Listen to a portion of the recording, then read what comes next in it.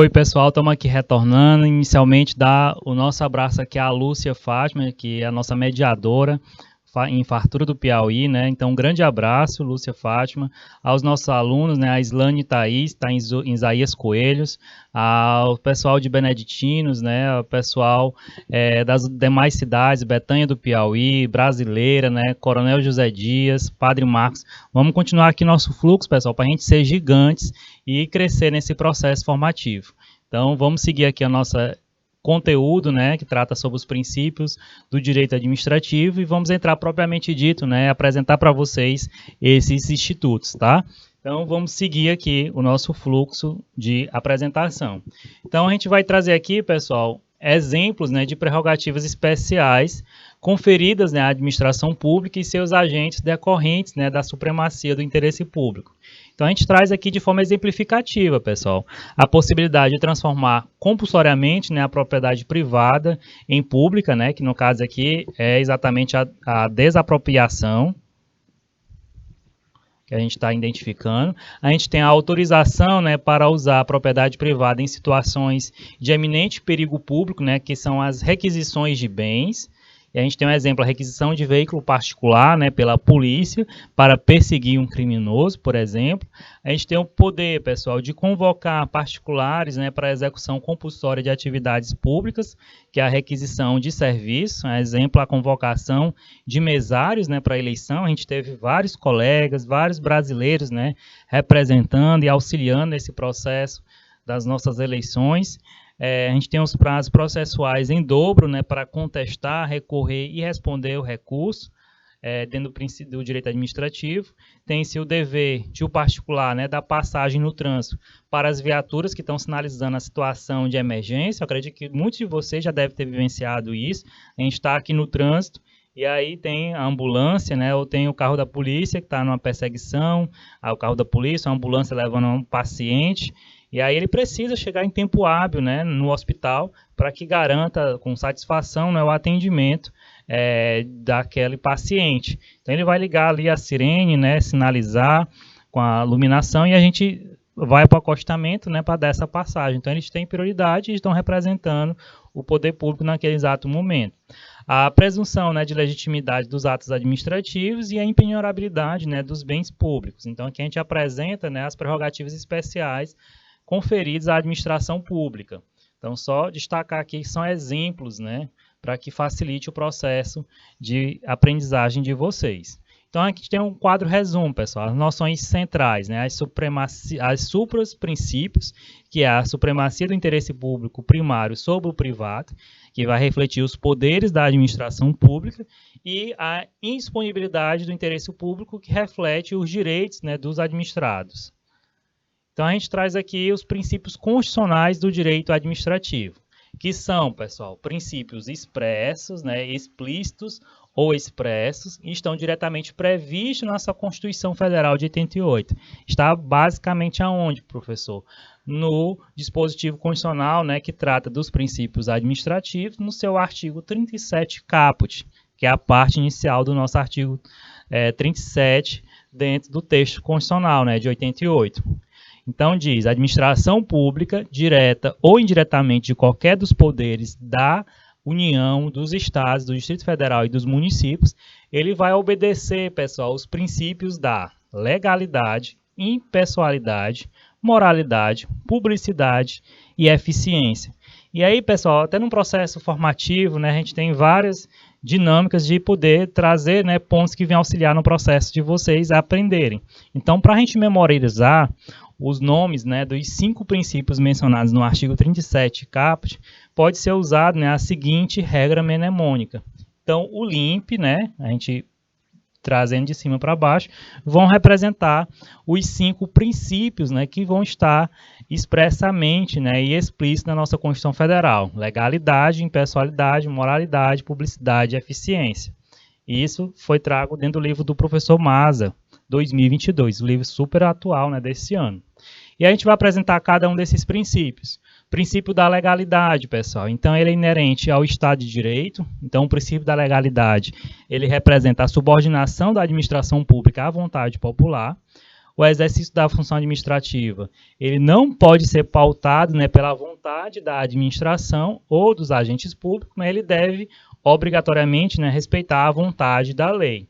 Então, a gente tem a tríplice fundamento constitucional, né, que são 3 dispositivos diferentes da Constituição Federal, que vão estar trazendo, pessoal, todo o entendimento do princípio da legalidade. E a gente vai apresentar cada um desses artigos que traz a fala, né, representativa desse princípio. Então, no artigo 37 caput da Constituição, ele vem trazendo, né, que a administração pública direta ou indireta de qualquer dos poderes da União, dos Estados, do Distrito Federal e dos municípios, vai obedecer, né, aos princípios, ele fala, da legalidade, né, impessoalidade, moralidade, publicidade e eficiência. Então, aqui no artigo 37, a gente tem essa apresentação. A gente tem também, pessoal, no artigo 5º, inciso 2, ninguém será obrigado a fazer ou deixar de fazer alguma coisa, senão em virtude de lei. Então, aqui ele fala, ele expressa, né, o entendimento do princípio da legalidade. E aí, no artigo 84, inciso 4, ele compete privativamente ao presidente da República sancionar, promulgar e fazer publicar leis, né, bem como expedir decretos e regulamentos para sua fiel execução. Então, ele fala aqui, né, do princípio da legalidade, tratando dessa competência privativa do nosso presidente da República. Então, a gente vai apresentar agora, pessoal, o princípio da impessoalidade. Então, esse princípio ele vai estabelecer um dever de imparcialidade, né, na defesa do interesse público, impedindo a discriminação, né, perseguições e privilégios, né, que seria o favoritismo, indevidamente dispensados, pessoal, às particularidades no exercício da função administrativa. E aí a gente destaca aqui que a lei do processo administrativo, ela trata-se de uma obrigatoriedade, né, objetiva no atendimento do interesse público, vedada, né, pessoal, a promoção pessoal de agentes ou autoridades. E aí está no artigo 2º, parágrafo único, e inciso 3º da Lei 9.784, de 99, que é a lei do processo administrativo. Então, a gente tem um link, né, do entendimento do princípio da impessoalidade. Princípio da moralidade, pessoal. A gente tem o seguinte, que o padrão do comportamento a ser observado, né, pelos agentes públicos, eles não houve uma juridicização de todas as regras morais vigentes na sociedade. Então, ele cumpre, né, cumprindo a lei automaticamente, a moralidade ela seria atendida. E a moral, pessoal, administrativa, ela vem a ser orientada para uma distinção prática, né, entre a boa e a má administração. E aí o conteúdo da moralidade, pessoal, nessa imagem aí que a gente extraiu do professor Mas, 2022, dentro da moralidade administrativa a gente tem a ética, a probidade, né, a honestidade, a boa-fé, o decoro e a lealdade. Então, todo entendimento do moralidade administrativa, né, a gente extrai de todas essas perspectivas, né, que está trago aí e exemplificado, né, de forma ilustrativa pela figura que o professor Maza colocou dentro da sua obra. E a gente fala do princípio da publicidade, pessoal. Então, a gente pode ser definido como o dever de divulgação oficial, né, dos atos administrativos, e está no artigo 2º, parágrafo único e inciso 5 da Lei 9.784, de 99.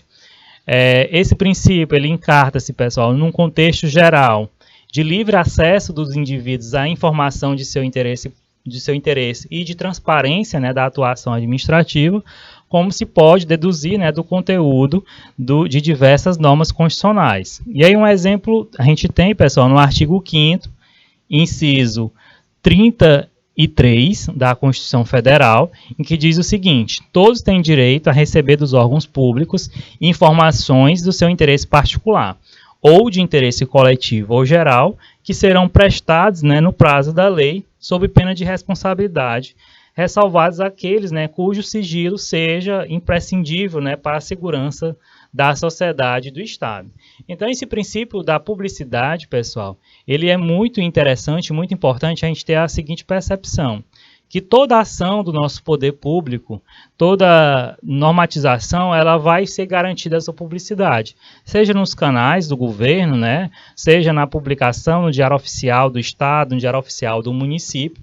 Então, a gente vai ter toda essa transparência, né, e todo aquele indivíduo que precisar de uma informação do Estado, né, que esteja vinculado ao poder público, ele vai ter direito a esse acesso. Digamos que se for recusado, né, algo, na verdade, que for relacionado a ele, ele pode entrar com uma das medidas protetivas, que é o habeas data, para garantir a exatidão, né, do acesso a essa informação. Então, é uma medida que lá no direito constitucional vocês vão estar estudando e que vai estar influenciado, né, nesse acesso a uma determinada informação e vai estar relacionada à publicidade, né, de atos e documentos do poder público. Então, esse princípio da publicidade é extremamente importante. Nós, como um todo, né, quem for servidor público, o Estado garante, né, lá as nomeações na publicação do Diário do Estado, a transparência, né, do pagamento dos servidores do Estado e assim por diante. Então, são exemplos, né, de publicidade de informações do poder público como um todo, pessoal.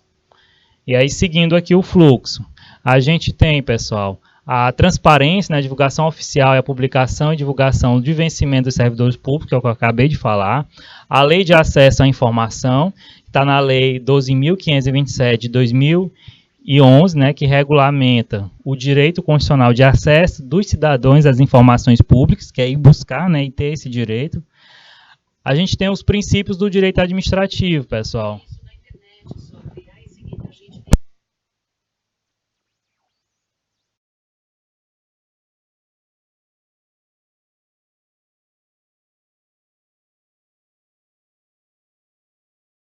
As exceções da publicidade, pessoal. Então, o próprio texto constitucional, ele definiu 3 exceções ao princípio da publicidade, autorizando o sigilo, né, nos casos de risco para a segurança, né, do Estado, está no artigo 5º, inciso 33, né, da Constituição Federal, informações militares. Então, aqui vai ser uma exceção da publicidade, né, para garantir a segurança do nosso Estado. Então, a segurança da sociedade, né, está no artigo 33 também da Constituição, que é o sigilo das informações sobre o interior, né, de uma usina nuclear para evitar, digamos, possíveis atentados terroristas. E também, pessoal, a intimidade dos envolvidos, que está no artigo 5º, inciso 10 da Constituição Federal, que diz processos administrativos disciplinares, né? Então, aqui vai resguardar, né? E aí que entra na exceção à publicidade. Então, é importante a gente também saber que existem essas exceções, né? Então, na própria Constituição, ela traz 3 exceções a esse princípio da publicidade, né? E ela vai autorizar o sigilo, né, nos casos de risco. Então, é importante a gente ter toda essa percepção aqui e trazer esse entendimento desses 3 exemplos, tá? Então, a gente vem para o princípio da eficiência e a gente acrescenta que no artigo 37 caput, né, da Constituição Federal, que na emenda, né, que veio a Constituição, a emenda 19 de 98, e trouxe o princípio, né, da eficiência, que foi um dos pilares, né, da reforma administrativa, que procurou implementar, né, o modelo de administração pública gerencial, né, e voltada para o controle de resultados na atuação estatal.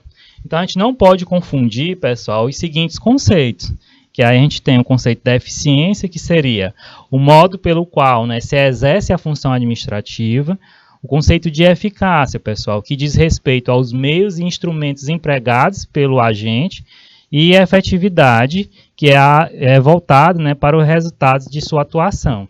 Então, a gente enxerga o princípio da eficiência como aquele, né, que vai estar relacionado a ter o controle, né, dos resultados da atuação estatal. Então, ele vai ter toda essa percepção gerencial. Aí a gente tem que ter aqui um cuidado, pessoal. Então, o rol de princípios constitucionais do direito administrativo, ele não vai se esgotar no que está exatamente, né, nesse artigo 37 caput. Então, a gente vai ter outros princípios administrativos que vão estar também expressos, né, na nossa Constituição Federal de 88. A gente tem o princípio, né, de participação, que está no artigo 37, parágrafo 3º, que diz: a lei deverá estimular as formas de participação do usuário, né, na administração pública direta e indireta. A gente tem o princípio, pessoal, da celeridade processual, o artigo 5º, né, inciso 78 da Constituição Federal. Importantíssimo, pessoal, os algarismos romanos, né, então na matemática a gente aprende isso. Então, isso é a representação. O princípio da celeridade processual está no artigo 5º, inciso 78 da Constituição Federal, que assegura a todos, né, nos âmbitos judicial e administrativo, a razoável duração do processo, né, e os meios que garantam, né, a celeridade na sua tramitação. A gente tem um princípio, pessoal, do devido processo legal, formal e material, e está no artigo 5º, inciso 54 da Constituição Federal. E a gente fala sobre a privação da liberdade, né, e de bens, que só poderá ser aplicada após o devido processo legal. A gente tem um princípio, pessoal, do contraditório, está no artigo 5º, inciso 55 da Constituição Federal, que é necessário, né, dar oportunidade para que os afetados pela decisão, eles sejam ouvidos, né, antes do resultado final do processo. E a gente também tem, pessoal, o princípio da ampla defesa, que está no artigo 5º, inciso também 55, que diz: assegura aos litigantes, em processo judicial ou administrativo, a utilização dos meios de prova, né, dos recursos e dos instrumentos necessários para a defesa de seus interesses perante o judiciário e a administração. E a gente traz aqui, pessoal, a apresentação dos princípios infraconstitucionais. Então, o universo dos princípios do direito administrativo, ele não vai se esgotar na Constituição. É extremamente importante a gente ter essa afirmação. Então, ele não está, pessoal, fixo exatamente só no artigo 37 da Constituição Federal de 88. Né? A gente tem lá no CAPES, no artigo 37 da Constituição Federal de 88, os princípios expressos, né? Então a gente não vai dizer para vocês e a gente não pode fixar que existem só esses que estão no artigo 37. Vão ter, além desses que estão expostos no artigo 37, outros princípios. Então os doutrinadores, eles fazem referência a diversos outros princípios administrativos, muitos dos quais, pessoal, estão previstos na legislação infraconstitucional, especialmente, né, o artigo 2º, parágrafo único da Lei 9.784 de 99, que diz: a administração pública ela obedecerá, dentre outros, os princípios da legalidade, e aí a gente vê aqui, ó, finalidade, motivação, né, razoabilidade, proporcionalidade, a imoralidade, ampla defesa, né, contraditório, segurança jurídica e interesse público, né, e eficiência. Então, são outros princípios que estão além do rol taxativo, né, do rol que está lá no artigo 37 da Constituição Federal. Então, a gente vai apresentar aqui alguns desses princípios infraconstitucionais. O princípio da autotutela, pessoal. E aí, o princípio da autotutela, ele consagra, né, o controle interno que a administração pública exerce sobre seus próprios atos. Como consequência de sua independência funcional, está no artigo 2º da Constituição Federal, a administração não precisa recorrer ao judiciário, né, para anular os seus atos ilegais e revogar os atos inconvenientes que pratica. Então, aqui está o princípio da autotutela, né, expressamente aqui nesta fala da nossa Constituição. Então, consiste, pessoal, no poder-dever de retirada, né, de atos administrativos por meio da anulação, né? Então é importante, ou da revogação, né? Então a gente vai entender também depois a diferença dessa anulação ou revogação. A anulação ela envolve o problema de legalidade, a revogação ela trata de mérito do ato. O direito, pessoal, ele outorga poder de autotutela, né, ou autoproteção, que é porque dispensa, né, a obrigatoriedade da intervenção judicial para a proteção de direitos. Então, a gente traz aqui, pessoal, o princípio da obrigatoriedade e motivação, que ele impõe à administração pública o dever de indicação dos pressupostos do fato, né, e de direito, que determinam a prática do ato, né, está no artigo 2º, parágrafo único, e inciso 7º, né, da Lei 9.784 de 99. A validade, pessoal, do ato administrativo, ela está condicionada, né, à apresentação por escrito dos fundamentos fáticos, né, e jurídicos justificados da decisão adotada. Então, o dever, pessoal, de motivar os atos administrativos, ele encontra fundamento, né, em diversos dispositivos normativos. E a gente vai destacar alguns. A gente tem o artigo 93, inciso 10 da Constituição Federal, que fala: as decisões administrativas dos tribunais serão motivadas, né, e em sessão pública, sendo os disciplinares tomadas pelo voto da maioria absoluta de seus membros.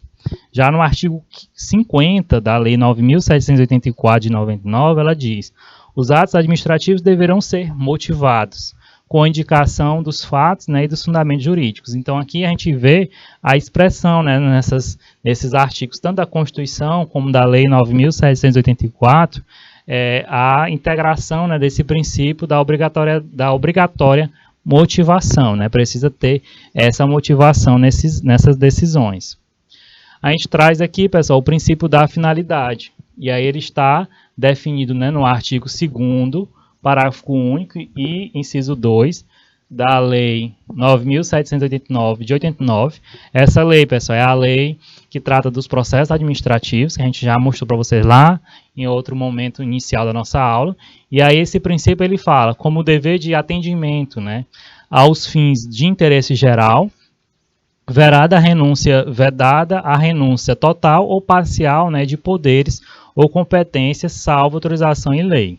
A gente traz também, pessoal, o princípio da razoabilidade, que é aí ser razoável, né, é uma exigência inerente ao exercício de qualquer função pública. E sobre a vigência, né, pessoal, do Estado de Direito, não se pode, né, admitir a utilização de prerrogativas públicas, né, sem a moderação e a racionalidade. E a gente traz aqui também o princípio da proporcionalidade. Então, um aspecto da razoabilidade voltada, né, à aferição da justa medida da reação administrativa diante da situação concreta.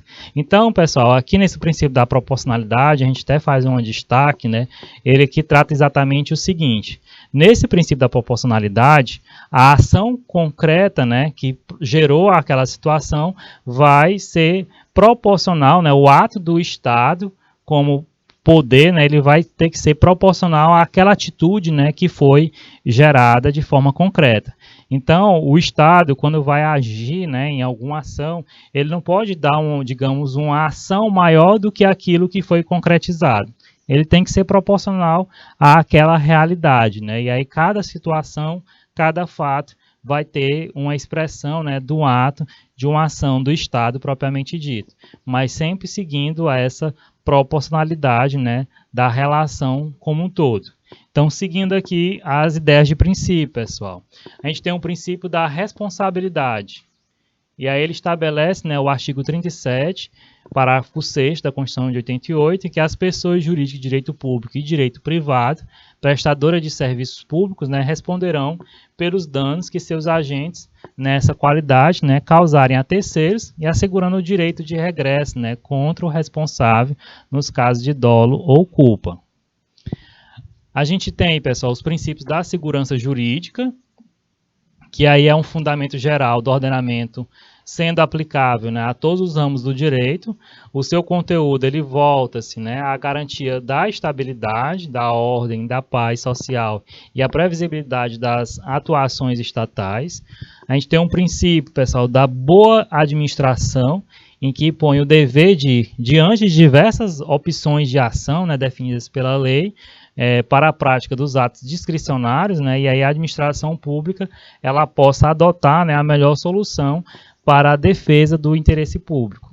E a gente tem, pessoal, também o princípio da descentralização ou especialidade. Que ele recomenda, né, que sempre que possível as funções administrativas elas devem ser desempenhadas, né, por pessoas jurídicas autônomas, criadas por lei, né, especificamente para essa finalidade. E aí aqui é o caso, pessoal, das autarquias, das fundações públicas, né, das empresas públicas e a sociedade de economia mista. Está no artigo 37, inciso 19 da Constituição Federal. A gente tem um princípio da isonomia, e aí ele fala que é preceito fundamental do ordenamento jurídico, né, que impõe ao legislador e à administração pública, né, o dever de dispensar tratamento igual a administradores, né, que se encontram em situações equivalentes. Então, aqui vai exigir, pessoal, desse modo, a igualdade na lei, né, e perante a lei. Então, os atos administrativos e as leis, elas não podem desatender, né, a esse imperativo de tratamento uniforme. A gente tem um princípio da hierarquia, que aí vai estabelecer as relações de coordenação, né, e subordinação entre os órgãos da administração pública direta. E a gente tem um princípio, né, muito importante da dignidade da pessoa humana. Isso está no artigo 1º, inciso 3º, que vai afirmar, né, o postulado da supremacia do homem sobre tudo aquilo por ele criado, né, e enfatiza a obrigatoriedade, né, de observância nas atividades da administração pública dos direitos fundamentais. E aqui, pessoal, a gente vai praticar aqui uma questãozinha para que a gente possa perceber, né, essas percepções. A gente vai colocar aqui as questões para vocês, a gente vai dar 1 minuto para que vocês possam verificar se esses itens, né, o item 1, 2 e 3, se ele está certo ou errado, tá bom? E a gente conta aí com a participação efetiva de vocês. 1 minutinho a gente volta.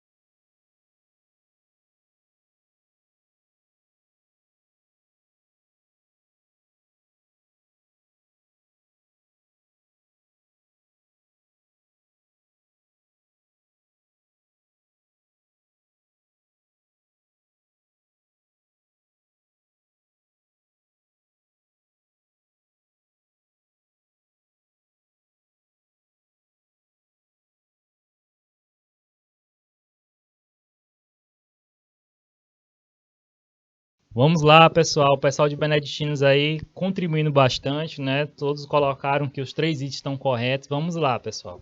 Então, o item 1 ao contrário dos particulares, que podem fazer tudo aquilo que a lei não veda, né? Pelo princípio da legalidade, a administração só pode realizar, né, o que lhe é expressamente autorizado por lei. Então, aqui esse item está certo. Parabéns, pessoal. Item 2. No princípio da impessoalidade, traduz-se a ideia de que a administração tem que tratar, né, todos os administrados sem discriminação, benéficas, né, ou detrimentosas. E aí esse item também está correto, pessoal. Parabéns aí quem acertou, tá bom?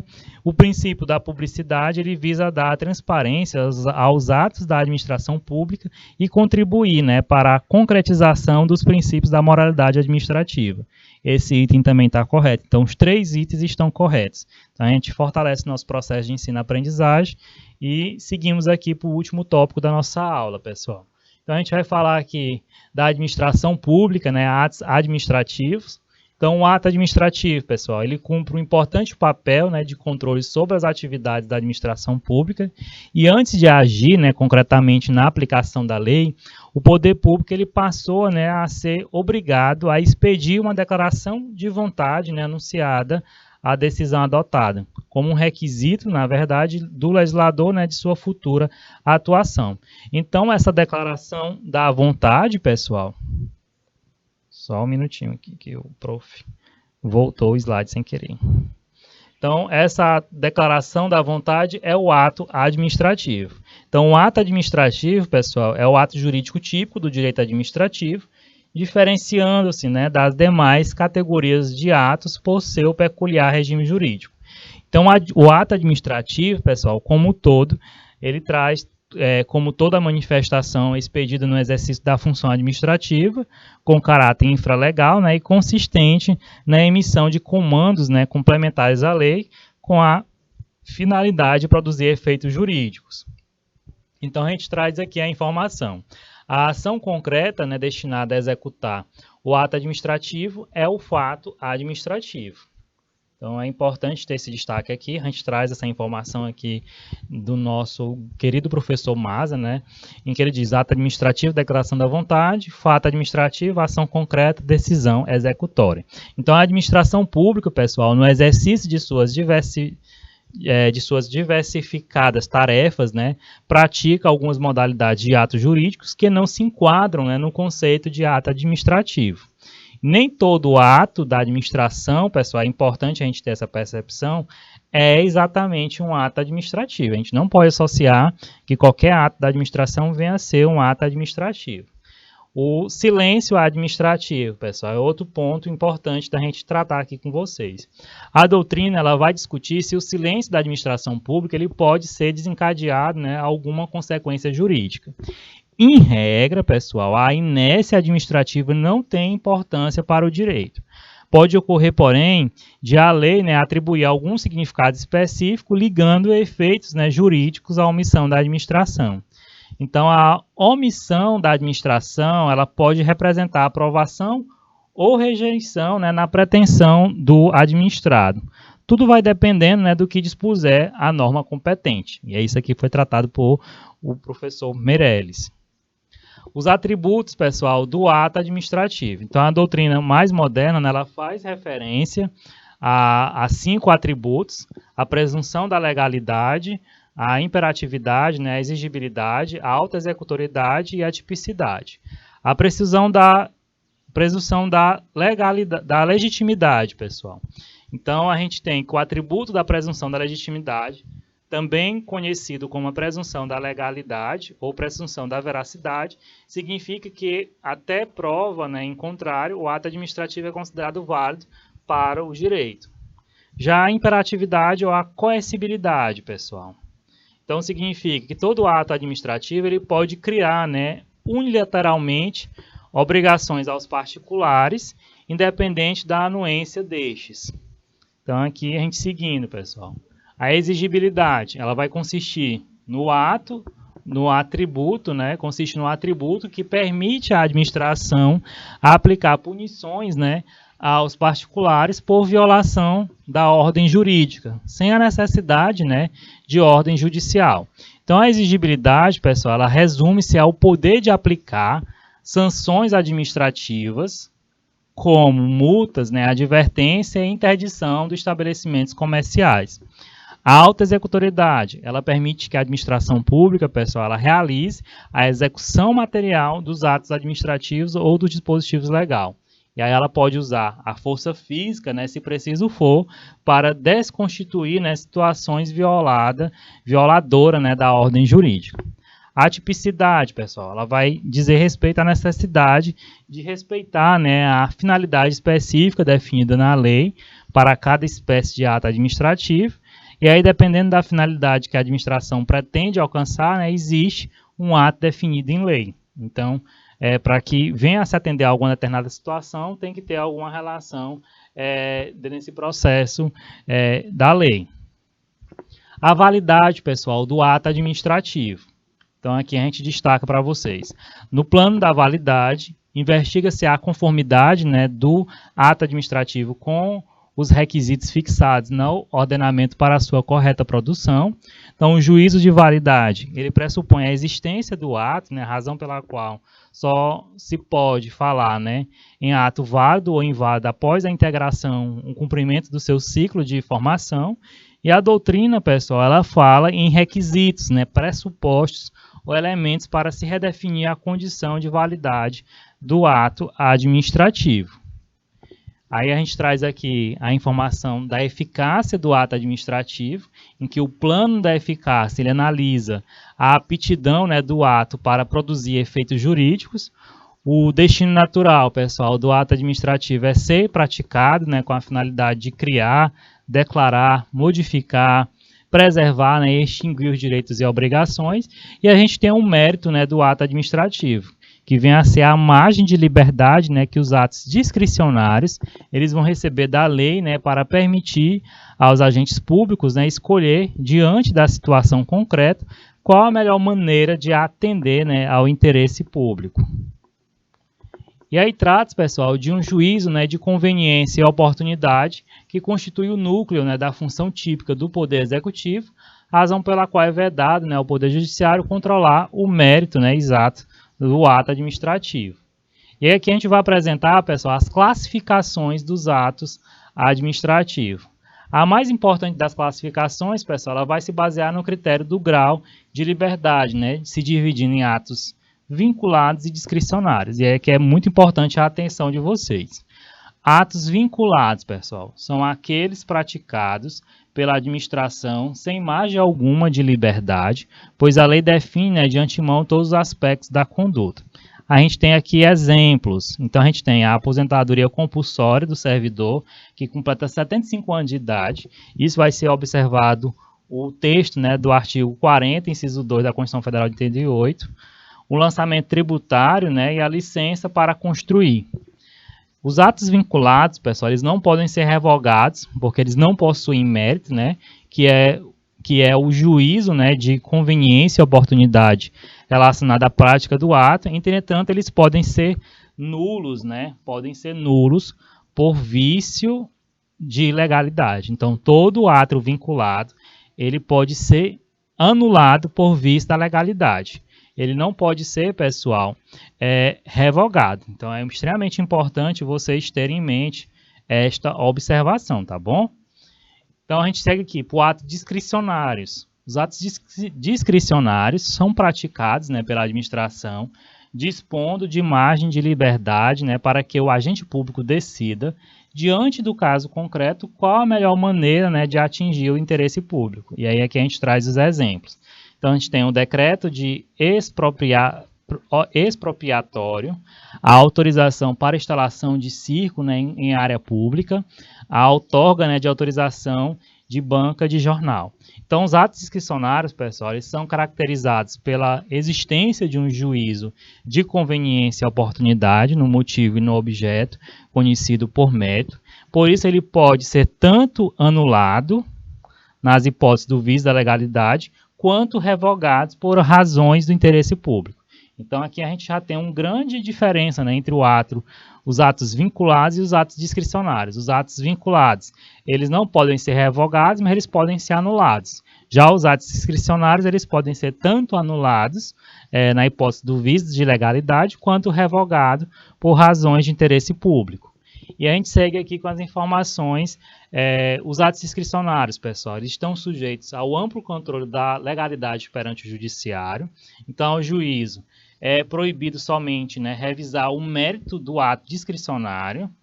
Ele não se confunde com o ato arbitrário.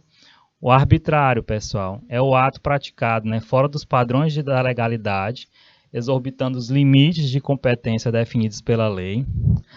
O ato discricionário, ao contrário, ele é exercido dentro dos limites da legalidade. E aqui a gente traz um quadro comparativo, pessoal, para facilitar o processo de entendimento de vocês. O ato vinculado, ele é praticado sem margem de liberdade. E a gente tem um exemplo, aposentadoria compulsória, lançamento tributário. Ele não tem mérito, ele pode ser anulado, mas não revogado, e ele sofre controle judicial. Já o ato discricionário, ele é praticado com margem de liberdade. A gente tem exemplos, decreto expropriatório, autorização e permissão. Ele tem mérito, ele pode ser anulado e revogado. Ele sofre controle judicial, exceto quanto ao mérito, e não se confunde com ato arbitrário, tá? Então, esse quadro comparativo ele nos auxilia bastante nesse processo de entendimento do nosso conteúdo. Aí a gente vai apresentar aqui outras classificações, pessoal, dos atos administrativos.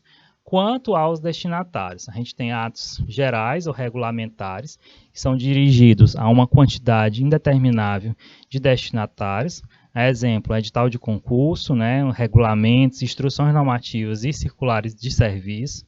A gente tem os atos coletivos ou plúrimos, né, que são expedidos em função de um grupo definido de destinatários. Um exemplo é a alteração, né, no horário de funcionamento de uma repartição pública. E os atos individuais, que são aqueles direcionados a um destinatário, né, determinado. Então, a gente tem como exemplo a promoção de um servidor público. Aí, outro tipo de classificação, quanto à estrutura. Então, os atos podem ser concretos e atos abstratos ou normativos. Ele é concreto, pessoal, quando eles regulam apenas um caso, esgotando-se assim após a primeira aplicação. Um exemplo seria a ordem de demolição de um imóvel com risco de desabar. Já os atos abstratos ou normativos são aqueles que se aplicam, a uma quantidade indeterminável de situações concretas, não se esgotando após a primeira aplicação. Ele tem sempre a aplicação continuada, então a competência para a expedição dos atos normativos ela é indelegável. A gente tem isso no artigo 13, inciso 1 da Lei 9.784 de 99. E o exemplo, pessoal, seria o regulamento do IPI. A gente tem a classificação quanto ao alcance, que ele pode ser atos internos e externos. Atos internos, pessoal, eles produzem efeitos dentro da administração, vinculados somente a órgãos e agentes públicos. Por alcançarem somente o ambiente administrativo doméstico, não exigem publicação na imprensa oficial, bastando cientificar os interessados. Os exemplos seriam a portaria e a instrução ministerial. Já como atos externos, eles produzem efeitos perante terceiros. E aí o exemplo seria fechamento de estabelecimento e licença. Então a gente vê, pessoal, que existem várias classificações que a gente pode estar buscando, mas a principal é a de vinculados e discricionários. A gente também vai ter a classificação quanto ao objeto, que aí pode ser atos de império praticados pela administração em posição de superioridade, diante do particular. Um exemplo seria a desapropriação, a multa, a interdição de atividade. A gente tem uns atos de gestão, que são expedidos pela administração em posição de igualdade perante o particular, e sem usar de sua supremacia e registros pelo direito privado. A gente tem como exemplos a locação de imóvel, alienação de bens públicos, e a gente tem os atos de expediente, que dão andamento a processos administrativos, são atos de rotina interna, praticados por agentes subalternos, sem competência decisória. Então, um exemplo seria a numeração dos autos do processo. Então, a gente deixa aqui vários exemplos, pessoal, para que vocês possam massificar e entender o entendimento de cada coisa. A gente tem quanto à manifestação da vontade, pode ser atos unilaterais, que dependem de somente uma vontade, exemplo, a licença. A gente tem os atos bilaterais, que dependem da anuência das duas partes.